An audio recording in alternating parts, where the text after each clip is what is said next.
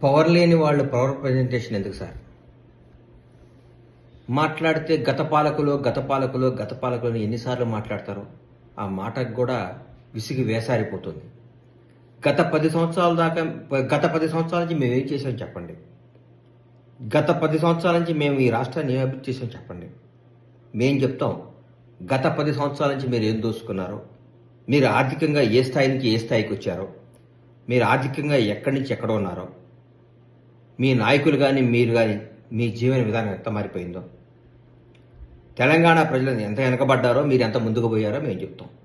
చెప్పాం కాబట్టే జనం నమ్మారు, కాబట్టే నిజాన్ని తీసుకున్నారు, కాబట్టి మాకు అధికారం చేపట్టారు.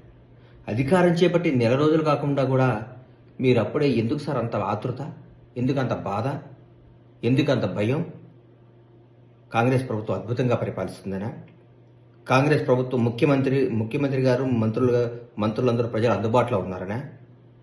అనుక్షణం అందరికీ న్యాయం చేస్తున్నారనా? ప్రజలందరూ సుఖ సంతోషాలతో కళకళలాడుతున్నారనా? ఎందుకు మళ్ళీ లేనిపోయిన మీ ఎన్ని? ఆగండి, వెయిట్ చేయండి, టైం ఇవ్వండి, అద్భుతంగా చేస్తాం. 20 గంటల పనిచేసే ప్రభుత్వం వచ్చింది రోజుకి.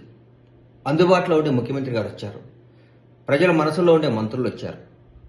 రాష్ట్రం ఎక్కడికో నుంచో ఎక్కడికో దూసుకుపోవడానికి సంసిద్ధంగా ఉంది. మాట్లాడితే గత పాలకులు బాగాలేదనో బాగుందనో, ఫస్ట్ టైం మీకు 61 సీట్లు తర్వాత ఇస్తే మీరు దాని జనాన్ని గుంజుకొని పెంచుకున్నారు. ఇంకెన్నిసార్లు చేస్తారు ఇది? ఎట్లా చేస్తారు? ధర్మం ఉండాలి కదా, న్యాయం ఉండాలి కదా. వచ్చి 4 రోజులు కాలేదు, తట్టుకోలేకపోతున్నారు, నిద్ర పట్టట్లేదు మీకు. ఎందుకు? ప్రజాస్వామ్యం గొప్ప సార్.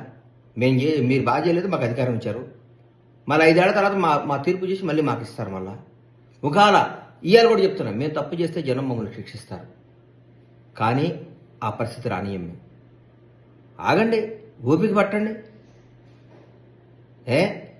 నిద్ర పట్టట్లేదా? భయంగా ఉందా మేము చేసిన తప్పులు బయటకు వస్తాయని? ప్రజాస్వామ్యం గొప్పది, ప్రజలు గొప్పవాళ్ళు, న్యాయం గొప్పది, న్యాయ వ్యవస్థ గొప్పది, అందరూ గొప్పవాళ్లే.